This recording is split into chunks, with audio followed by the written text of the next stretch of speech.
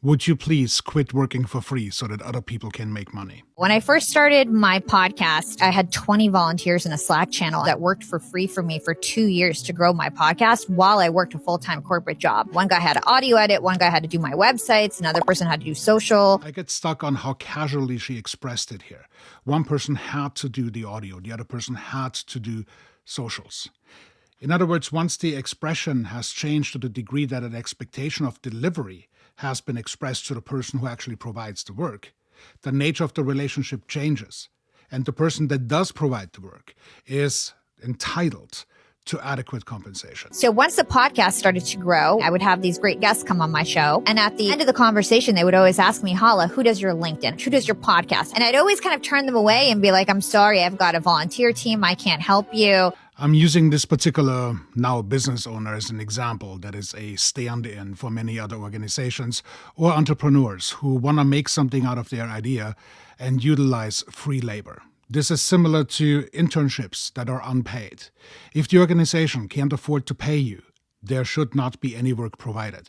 If the entrepreneur cannot pay you, there should not be any work provided. Now, of course, Think Media here dropped the ball. They should have asked her whether those people in the aftermath were compensated adequately for providing free labor for 2 years, whether they had stake in a company, which now evidently is generating $10 million worth of annual revenue.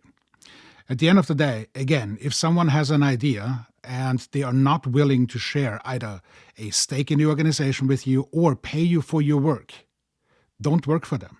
Don't put your non-renewable resource, such as time, on the line for somebody else's success. I started my company during COVID. So the same guests that would come on my show ended up becoming my clients. I essentially figured out how to grow my show, grow the other shows I produced. Now we're on track to make $10 million in revenue and we're crushing it. Don't get me wrong here. I applaud anyone who is capable of making it because it's not easy. However, she's not made it on her own. She had a volunteer team. And even though I appreciate that she ends with, we are crushing it, you are not producing anything. You are not engaging anyone. You have your own show, which you emphasize is my show.